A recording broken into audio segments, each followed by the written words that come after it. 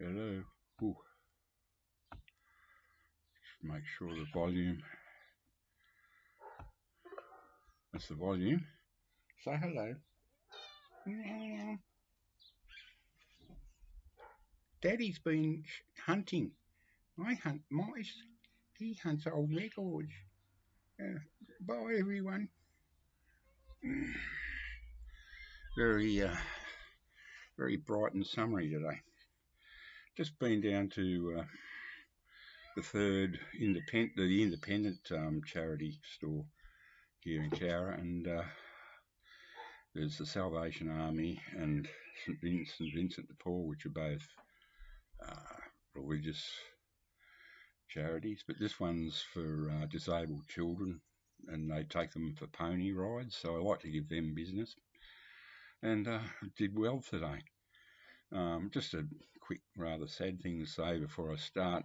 Every time I go there now, it's like life is 95% banality and 5% horror, or whatever you know percentage you know on a particular day. It can be the other way around, but every time I go there now, it's a cute little shop and nice, friendly people and volunteers. I did volunteer work here for 7 years, but I'm too old now, too crotchety. Knees, back, just I can't do what I could do when I was only a whippersnapper, 60-year-old whippersnapper. That was nearly 12 years ago now. Yeah, every time I go there now, it's sad because almost directly opposite there's a motel where about a month ago a 2-year-old kid somehow got into a dog enclosure at the back of the motel and was mauled to death. I feel sorry for the mother, the kid, and the poor bloody dogs, which were, you know, anyway. So you can't help think of it every time you go there now.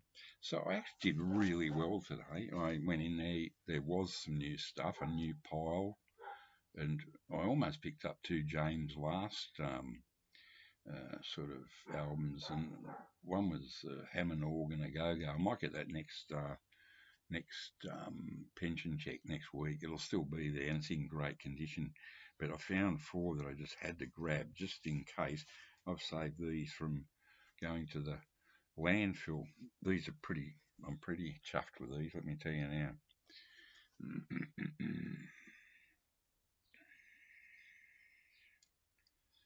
John Barry, title song sung by Tom Jones, Thunderball soundtrack stereo.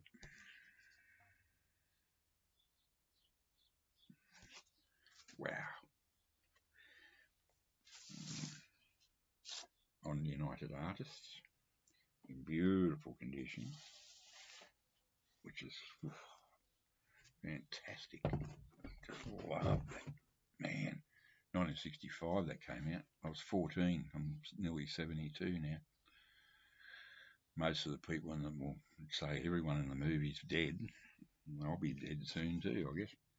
Now this one, these these were really good little compilations, Australian compilation on can be played on mono equipment on Majestic, which is sort of a laughable name for a budget label, but they they pack them in, like absolute shitload of tracks per side, and yet they sound pretty damn good. I don't know how they do it, but all original, no, not copies or remakes or anything, just hits. And this is a pretty good one. It's got a good mix, 20 power hits. On the top there is the Flying Circus,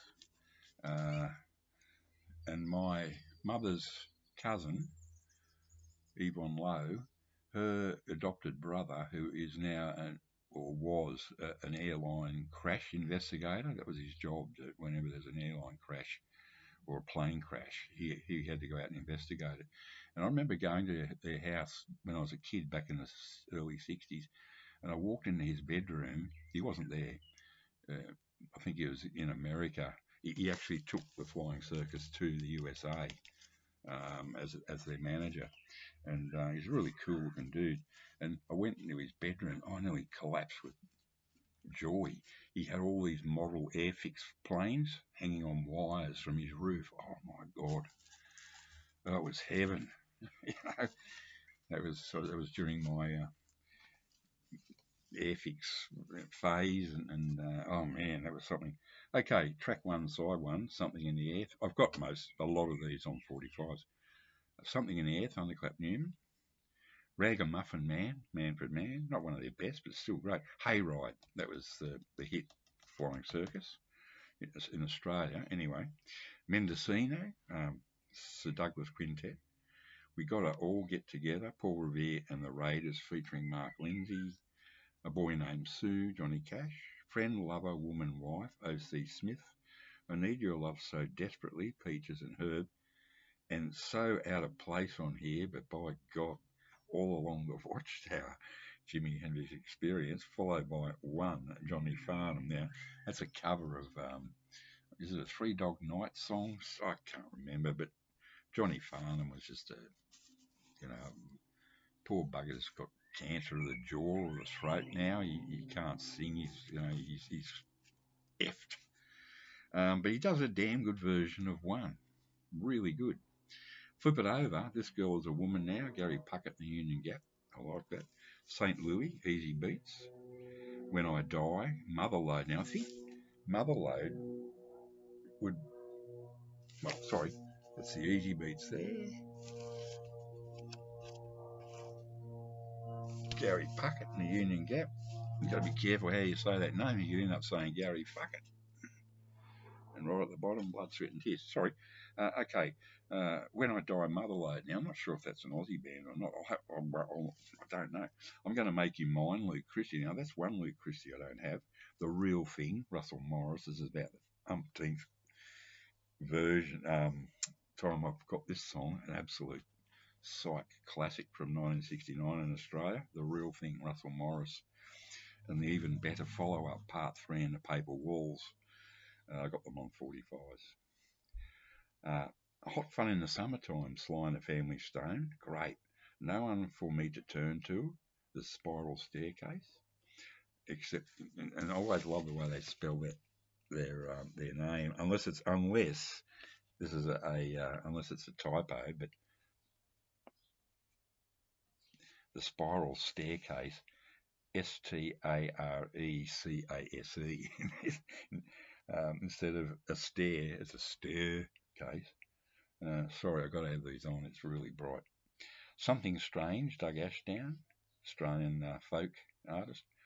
Cry Like a Baby. Now, Aretha Franklin's covering a Four Tops song. That'll be pretty good. And good old Spinning Wheel. I love that. Blood, Sweat and Tears. This is a really, really good one. Good comp. I used to have it, but this one's in great nick. Really, really good condition. Okay, I got... Now, these two knocked my socks off too. Couldn't believe it. I went, Erroll Garner? You're joking. I've got an Erroll Garner album, original. Other Voices. Erroll Garner in debut with orchestra. Orchestra under the direction of Mitch Miller. Now, Mitch Miller's got a bit of a bad rep, but he was ubiquitous. He was everywhere in the 50s. He was a good arranger. You can't knock that. That's for sure. So, yeah, it's on Coronet. CBS Coronet, and this is an Australian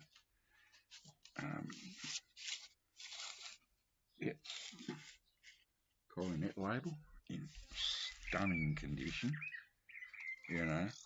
This is the thing with jazz, mainly, unless it's, they tend to be in great condition because people that bought jazz in the 50s were grown-ups. Only grown-ups had stereograms, and so this one's a good score. Erroll Garner, piano, I think. Yeah, he's pianist, I do believe. So that's a bit of a score. That's definitely 1950s, no doubt about that. And to finish up today, I wasn't real keen on this, but I had to get it. I'll show you the reason why in a minute.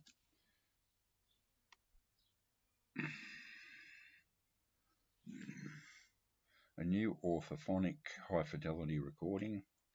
I always think of it's orthopedic. It is, it should be for. Cole Porter, great songwriter. So, I mean, a lot of these songs I don't really know. I love Paris, yeah. I get a kick out of you, yes.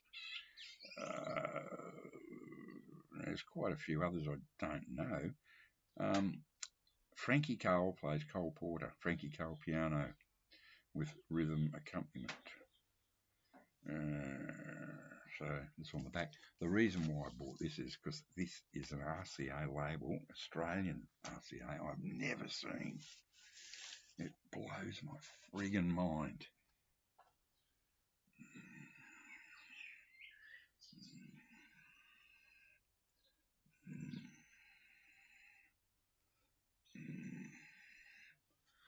God, gold and white and black.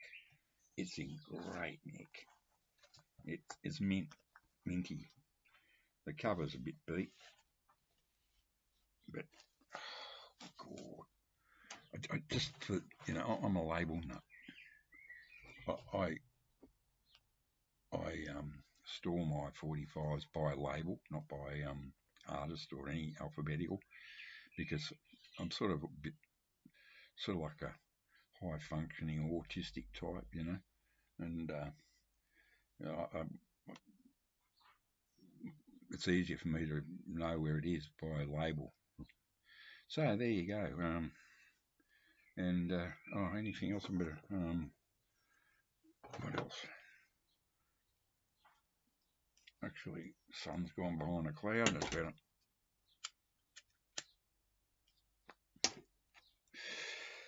Yeah, just one more thing to say. I don't know if Ben Rankins will see this, but probably not. But it was a bit sad in a way. I almost feel like it was my fault. The wonderful Ben Rankins, great, massive collection of obscure and not so obscure punk, post-punk, Aussie, Kiwi collector. Oh my God, his collection's astonishing. And he was talking about some of his favourite band, one of his favourite bands, The Clean, from Dunedin in the South Island in New Zealand, and it was great, really, really good. And then I looked up. I was reading Keith Richards' biography. I read that when I'm sitting on a dunny having a shit, and because I think it's appropriate somehow. And he was talking about the tour to Australia and New Zealand in 1965, which I went worked nights to get the money to buy the tickets to go and see the Rolling Stones in 1965, and I was just too late. They sold out. Man, I was so disappointed. Not only that, Roy Orbison was. They were on with Roy Orbison. Oh man, God. I did see him in '73, but I wish I'd seen him in '65 when they were really at their peak. You know what I mean? Brian Jones and all that. Yeah, so, and Keith Richards said that the worst place they ever went to was Dunedin on the South Island in New Zealand. It's so funny. I did a couple of videos, about 3 videos back, where I quote from his book. He said it was the worst place on earth, 1359. Yeah, the sad news is that after Ben put that video about the Queen, and then I put up that a sort of a joke video about Keith Richards talking about Dunedin being the arsehole of the earth, or asshole, as the Yanks would say.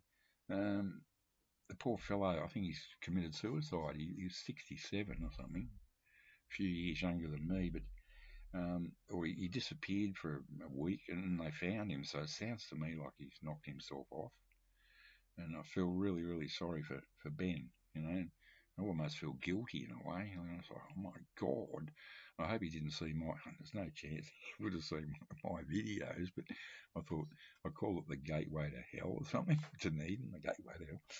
And it must be. Here I am, Saturn.